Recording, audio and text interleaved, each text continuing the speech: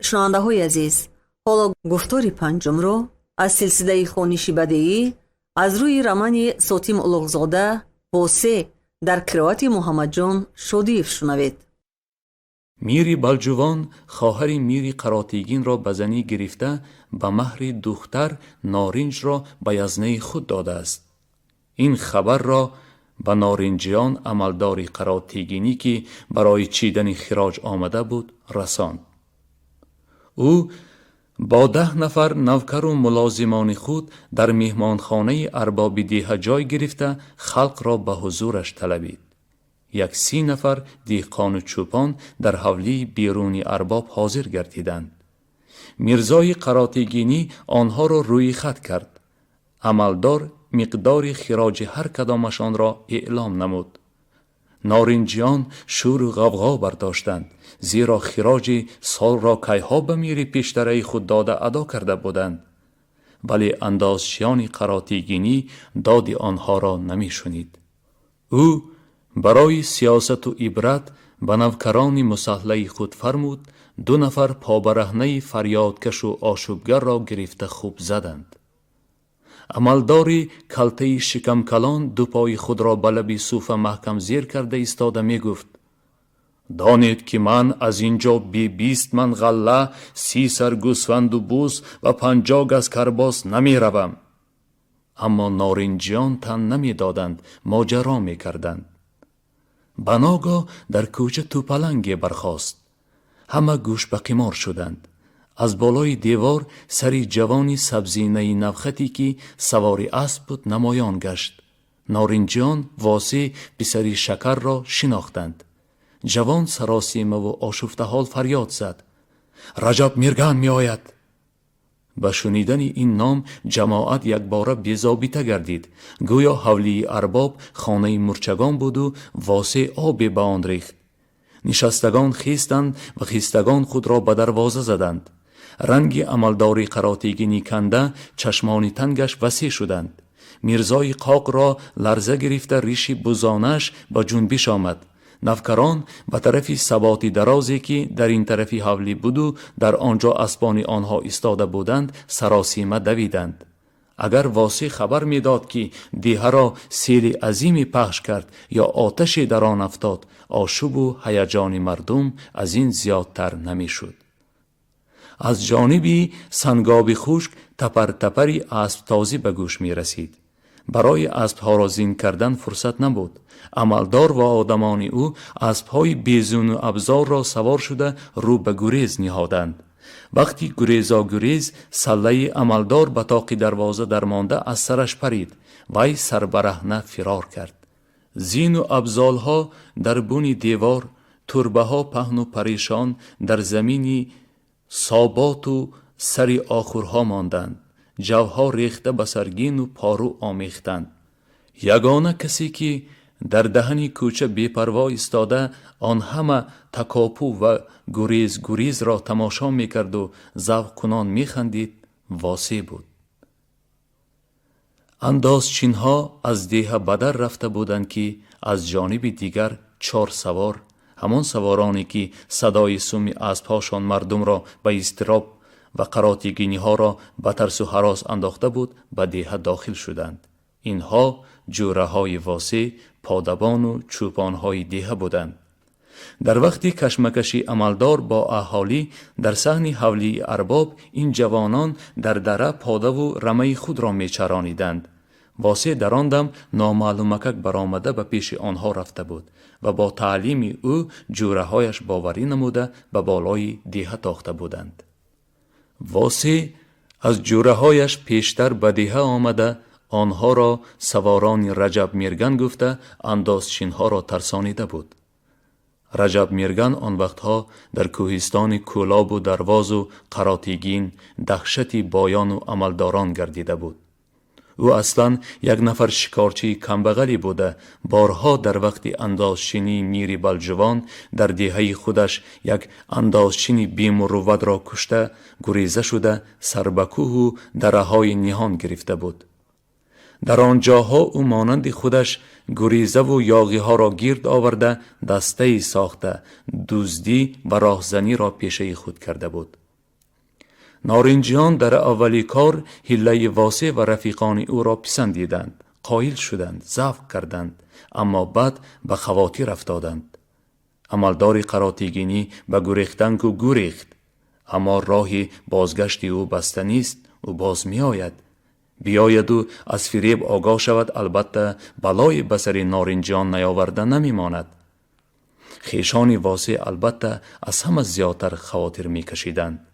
حالان که به تابعیت میری قراتیگین گذشتن نارنج بی آن هم خیشان واسه را خیلی ناتنج کرده مانده بود و این وجه داشت. وجه این که میران کولاب و بلجوان، حصار، مسچا، قراتیگین، شاهان درواز و بدخشان بین خودشان دایم به جنگ و جدال بودند. گاه میر با میر تنها می جنگید و گاه دو سه میر یک شده به بالای میران شاهان دیگر می تاختند. مقصدی اساسی این جنگ ها غارت بود. غارت مال، چارپا، غله، بعضن هم در تلاش چراگاه یا دهه. احیانا از باعثی زنی هم می جنگیدند. به مثل میر کولاب دختری صاحب جمالی را به زنی گرفته است. میر حصار در حال مستی لاف می زند که آن دختر را با زوری به حرم خود خواهد آورد.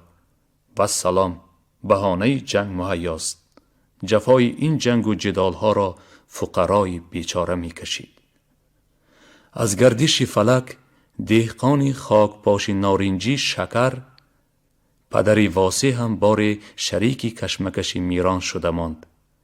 در یک جنگ سربازان قراتیگینی نه تنها کشتی غله او را پایمال کردند، بلکه اسب و جفت گاوش را هم به یغما بردند. شکر با دستی علم و حسرت به سر زدن قناعت نکرده، بار دیگر وقتی که میر کولاب با میر قراتیگین اعلان جنگ کرد، تیاق در دست رفته به صف سربازان کولابی داخل شد. هرچند که از جنگ مرادی حاصل نگردید، زیرا قراتیگینی ها در سری وقت از خطر آگاهی یافته و پیشواز دشمن برآمده بودند و از این رو میر کولاب پس از زد و خورد یک ساعته در عقبه لول خروی تنبهی در قراتیگین را شخ دیده از تب و تاب جنگ جویی فرآمد و عقیب گشت. اما شکر توانست در آن زد و خورد 2 نفر قراتیگینی را با تیاق زده از اسبهاشان فرو غلطاند. یک نفری آنها از ضرب تیاق مرد. بعد معلوم شد که او دادرزاده میری قراتیگین بوده است. پس از این واقعه شکر در بین مردم نام برآورد. او را همه شکر بهادر می گفتگی شدند. من اکنون ناآمد کار شکر را تبعی میری قراتیگین کرده ماند. میر که بودن کشنده برادرزادش را داند هم عجب نیست. اگر نداند خوشامدگویانش البته به او می دانانند. به بالای این اکنون پسرش هم با شوخی بی عقلانش اندازچینان قراتیگینی را به خود دشمن کرد. شکر چرا خواطر نکشد؟ هر یک آدم بی آزارترین هم دشمنی و بدخواهی دارد. خواطر کشی شکر بی اساس نبود. یکی از بدخواهان او واقعا هم به قراتیگینی ها خبر کشید که کشنده خیش میر همین شکر است و اندازچینان میر را هم با حیله گریزاندگی پسری او واسه می باشد. شکر از روی احتیاط پسرش را به ملک بلجوان به طرف سری خاصار گریزاند. واسه جوان در روزهای گریزگی خود در کوه با نظیر مرگن نام شکارچی شناسا شد. 2-3 روز دویشان همراه در کوها با کمانی پیلتگی شکار کرده گشتند، اما شکارشان برار نگرفت. روزی آخرین واسه اتفاقا با کمانی نظیر یک نخچیر را تیر زده سبک زخم دار کرد. نخچیر لنگان رو به گریز نهاد. واسه هرچند مرگن منعش کند هم قبول نکرده از پی نخچیری مجروح افتاد و آن را از نصف روز تا بیگاهی تعقیب نموده آخر در یک کمری کو زیر کرده گرفت. این جوانی با غیرتی قوی بازو به نظیر خوش آمد. او شکار آشنای خود را به خانه‌اش برده ضیافت کرد. واسه اول سر خود را به نظیر نکشاد. اندیشه کرد. زیرا میر قراتیگین اعلان نموده بود که هر کس اگر واسی شکرزاده را دستگیر کند از میر 2 گوسفند برتاقی مکافات خواهد گرفت. اما در آخر آن همه آدمگری و غریب نوازی نظیر را دیده در دلش نسبت به وی اعتماد پیدا شد و سر خود را به او آشکار کرد. نظیر دانست که جوان بیگناه است و آن شوخی خود را در حق اندازچنان میر از روی مجبوریت کرده است. به حال او تأسف کرد و گفت: غم نخور دادر، خانه من خانه خودت، چقدر که خواهی ایستادن گیر. واسی در خانه نظیر 2 هفته پنهان شده گشت. صاحب خانه به وی نه فقط پناه بلکه نان و آش هم داد. زن نظیر لباس او را شست. دویشان باز 2 بار به شکار برآمدند. میرگن به هم قشلاقیان خود می گفت که واسی خویشی اوست و به مهمانی آمده است. یک روز نظیر در مرکزی املاکداری سری خاصار دهه شهیدان و دهقانان نارنجی به بازار آمده واخورد و از آنها فهمید که پدر واسی با عائله‌اش از دهه خود به خاولین کوچیده است. آدمان میر قراتیگین در طلب خنبه های برادرزاده میر و از وجه واسی گریزه شکر را بسیار به تنگ آوردند و او غیر از ترک دیار خود چاره نیافته است. میرگن این خبر را به مهمان گریزه خود رسانیده بود که مهمان برای نیکی میزبانش اظهار منتداری نموده به او خیرباد کرد و فوراً به راه برآمد. میخواست به جستجوی پدر و مادر، دادر و خواهر سرسان و سرگردانش رود. در دهنی درکی نظیر تا آنجا گسیلش کرد. واسی خیربادی بغلکش نموده گفت: من تو را دادر قیامتی گرفتم نظیر. من بعد تو در کجایی که باشی به سرت هر مشکلی که افتد به من خبر دی. من به نزدت حاضر می شوم و برای مشکلی تو را آسان کردن جانم را هم دریغ نمی دارم. اما پیش از آن که واسی مشکلی را از مشکلات دادر خوانده‌اش آسان سازد، روزگار باری دیگر او را نیازمندی یاری نظیر گردانید. خوانندگان شرح این واقعه را در باب زیرین خواهند یافت. واسی پدر و مادر کلفت زده خود را سراغ کرده در دهه دره مختاری املاکداری خاولین یافت. باشندگان دره مختار به غریبان خانه بردوش رحمشان آمده به شکر مصلحت دادند که با عیال و فرزندان خردسالش فاطمه و قاسم در آن وقت خردسال بودند سرسان شدن نگردد و در همین دهه منزل بگیرد. شکر قبول کرد. در کنار دهه او یک حولی خرابه پرتاوی را آباد نموده به زندگی شروع کرد. وی مردی 50 ساله با قوت و کارکنی بود. سری بهار با همراهی پسرانش در نشیبی کو قطعه زمینی را از سنگ و سنگریزه پاکیزه کرده به قرض تخمی گرفته گندمی بهاری کاشت. زنی او در خانه های مردم دوغ می کشید، پخته می شپید، جامه شویی می کرد. ثانیتر شکر پسر کلانیش واسی را به گلبانی خوجه مراد میراخوری کنگورتی داد. واسی در دشت و ادیرهای کنگورت، بلجوان و قزل مزار 1 سال گله اسبان میراخور را پایید. تابستان سال 1865 پدر و پسر به درافگری غله مومن جانبای بلجوانی کرا شدند. بعد از تمام شدن درو بای واسی را برای خیرمنکوبی نگاه داشت. جوان ترانه خیرمنکوبان میده را با آواز بلند سروده در ساحلی سرخاب شوخی پرغوغا گلگاو میراند. وقتی بعد از پیشین آفتاب تفسانی اسد به پسی کو سرازیر می رود، شعله وی سرتر شده نسیمی فرح بخش بیگاهی روزی هم اندک اندک به وزیدن آغاز کرده است. گاوان خسته حالانه قدم می بردارند. میده خانی گلبان و ضرب گاورانی او هم اکنون به جانوران آنقدر تأثیر نمی کند. بچگان خوشه چین بنچه های خوشهشان را برداشته به قشلاق های خود روان شدند. در گندم پیه به نزدیک خرمن تنها همان دخترکی نازوککی زوکه هنوز خوشه می چیند. او وقتی که خم می شود کاکل‌های سیاهش بر رویش غیریده گویا که آن روی زیبا را از چشم نامحرمان پنهان می دارد. چند روزی آخر هرگاه که دخترک با کرته چیتی سرخی گلدارش در گندم پیه پیدا می گردد جوان دست و پا گم می کند. دلش به تپیدن می درآید. واسه این دفعه قرار و آرام را از دست داده گاورانش را پرتافت و به نزدیک دختر رفت. خوشحالانه و شوخانه سلام داد.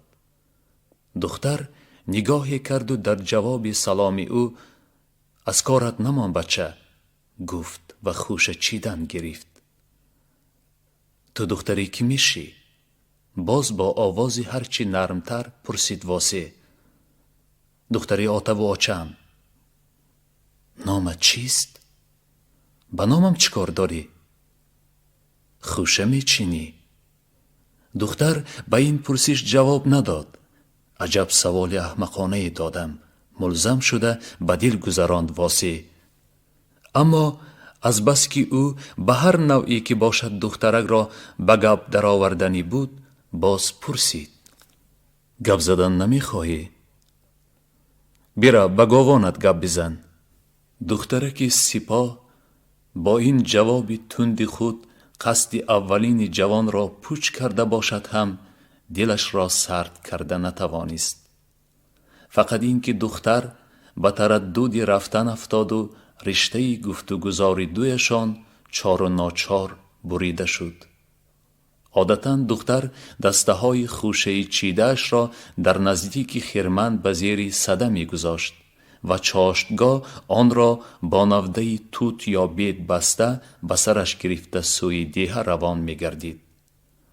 در آن دیه پدر و مادراندر او در خانه یک نفر آشنایشان استقامت می کردند. آنها دروازی بودند. پدرش از درواز به بلجوان برای درفگری آمده زنش و دخترش را هم با خود آورده بودند.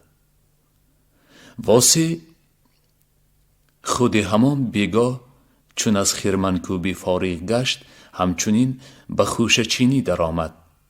تا غروب آفتاب 6 دسته خوشه چیده در تگی کاه پنهان کرده ماند. روزی دیگر دخترک باز آمده خوشه چیدن گرفت. 3 دسته خوشه چیدش را آورده به زیر صده گذاشت و باز از پی چیدن سرک های نو رفت. واسه یک دسته کلان خوشه خود را نامعلومکک برده به بالای دسته های دختر گذاشت.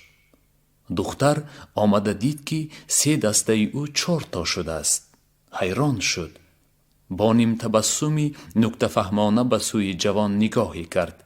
جوان خود را به نادانی زد. بار دیگر آمد دید که خوشه هایش باز دسته نو زاید است. این دفعه به طرف واسه با تبسمی کشاد نگریست و گفت تو هیله گر بوده ای؟ به خدا که من خبر ندارم. واسه مغمبیرانه روی خود را چپه کرد. خوشت را نمیگیرم. دخترک با یک ناز و استغنای دلفریبانه دسته علاوه کرده جوان را به یک طرف گرفته ماند. جوان از تبسم او دلیر شده خوش دسته های باقی مانده خود را از تگی کاه گرفته به نزد دختر رفت. بگیر. انا این باز 4 دسته. نمیگیرم. بیرو. بگیر صدقه شوم دختری ناشنا. آخر دویمان هم مسافریم. بچه مسافر را یک بار خرسند کردی چی شد؟ دختری ناآشنا دم نزد. به زمین نگاه کرده ایستادن گرفت. نامت چیست؟ انارگل، آهسته گفت دختر، در نامت صدقه، بیا بنشین کمتر دم بگیر، طلقان دارم ضیافت میکنم. انارگل نوک آستینش را به منهش گذاشته سکوت کرد و این سکوت البته علامت رضا بود. دویشان در سایه تگی غرم گندم نشستند. دختر کمان ابرو بود.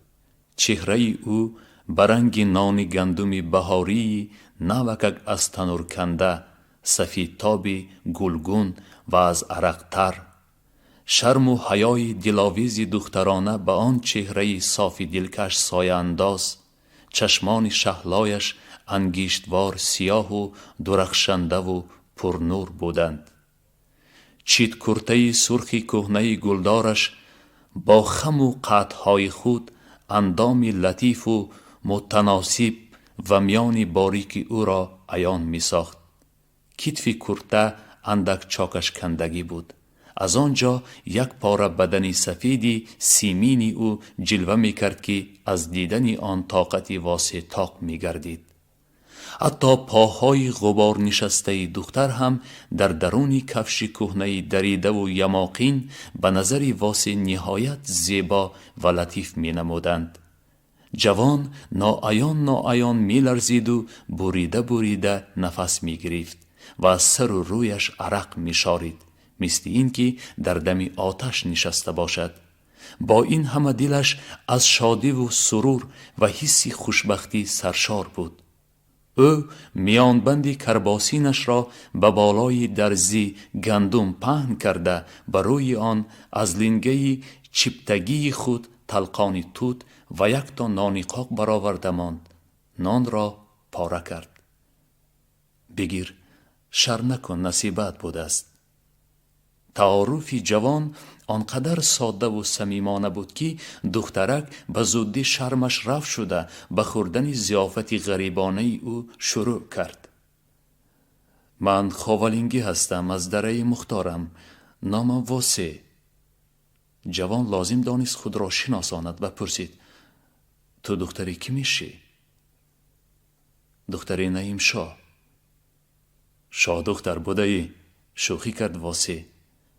وقتی که انارگل دانست واسه پسری شکری درافگر بوده است با شوخی او جواب گردانده گفت شکر پسر بوده ای؟ با همین یک دهن هزل و ظرافتی ساده حسی بیگانگی در بین واسه و انارگل کمتر شده دویشان به یک دیگر قرابتی پیدا کردند. بعد این شناسایی آنها هر روز با هم وامی خوردند، چق می کردند. واسه که جای خوابش در خرمن بود شبها دنبوره خود را نواخته ترانه های عاشقی می خواند. انارگل به او می گفت که با پدر و مادر اندرش در بام می خوابد و شبها ترانه واسه را می شنود. یک بیگاهی دیر او پنهانی به نزد واسه آمد. در روی مالچه یک تا نان و کمی طلقان پیچانده آورده بود. تو آن روز مرا ضیافت کردی، بیا اکنون ضیافتی مرا بخور. با خنده چون خانشی کپ قهقهدار خود تعارف کرد دختر. دویشان در بالای کرپه غفسیکا به پهلوی هم نشستند. گنبد آسمان از ستاره ها، چراغان و خروش مستانه سرخاب طنین انداز بود. شباده راحت افزا هوای شب را از بوی خوشی در زکا و باز هر گونه گیاهای کوهی و دشتی معطر کرده بود. از جانب کوتل ترانه چوپانی و یا کدام خارکشی در را دیرمانده به گوش می رسید. واسه و انارگل آن شب لذتی جانبخش اولین بوسه های عاشق و معشوق را چشیدند. خرمنکوبی با آخر رسید. واسه باید به دهه خود برمیگشت. ساعت جدایی از انارگل نزدیک بود. جوان از نقل دختر می دانست که به او در وطنش از چندین جای خواستگاران برآمدند و البته پدر و مادرندرش در این قریبی او را به یگانتای آن خواستگاران، آنی که بدولتتر باشد و قلینی زیاد دهد، به زنی می دهند. اما انارگل غیر از واسه دیگر کسی را نمی خواهد. چی باید کرد؟ واسه گفت که او پدر خود را به خواستگاری می فرستد، اما اگر فرزن پدر و مادرندر انارگل خواستگاری او را قبول نکنند، آنگاه او یگان تدبیر دیگری خواهد کرد. وی مزد خیرمنکوبی خود 1 من گندم را به اسبش بار کرده وقتی بامداد به راه افتاد. انارگل موافق وعده به سر راهش برآمده او را در خمگشت سنگاب پیشواز گرفت. واسه محبوبه خود را در کنار گرفته از رخساره و چشمانی ترش بوسید و گفت: من تو را می یابم، مرا فراموش نکن. او به خانه‌شان به دره مختار روان شد. روز دیگر نعیم شاه مزد درفگری و غله خوشه های دخترش و زنش چیدگی را بخربار کرده همراه آنان راه درواز را پیش گرفت. واسه در خانه به پدر و مادرش قصه عشق دختری دروازی را نقل کرد و اصرار نمود که شکر هرچی زودتر به درواز برای خواستگاری انارگل روانه شود. او همین خیل دختری زیکه است که تو عاشق بیقرارش شدی؟ کنجکاوی کرد شکر. تو را میشناسی آتا، پدرش نعیم شاه قطعی ما گندم درو میکرد. انارگل خوشه میچید، خاطر رسان کرد واسه. شکر هرچند فکر میکرد آن دختر را به خاطر آورده نمیتوانست، زیرا دخترکان خوشه چین بسیار بودند. واسه حیران میشد که پدرش در بین آن خوشه چین دختران به آن طاق دختری زیبا و دوری یکتا دقت نکرده است و او را به یاد ندارد. او در چشم تو طاق است بچم، اما به چشم من همه‌شان این خیل می نمودند. خندیده گفت شکر. پیرمرد در اندیشه ماند. از چه سبب باشد که او دروازه ها را نغز نمی دید و خویشی آنها را نمی خواست. هر جا دروازه را بیند توتپوس خور گفته مسخره‌اش می کرد. اگرچه توتپوس قیام توت و یک نوع حلوای تر بوده خوردنش عیبی نداشت. در جواب این دروازه ها او را چنان که لقبی هزلامیزی کولابی و بلجوانی ها بود گاو سوار گفته حجم می کردند. با وجود این او به خاطر پسرش خواستگاری را به گردن گرفت. شما گفتار پنجم رو از روی رمانی سوتی ملغزاده واسه در قرائت محمد جان شودیف شنیدید.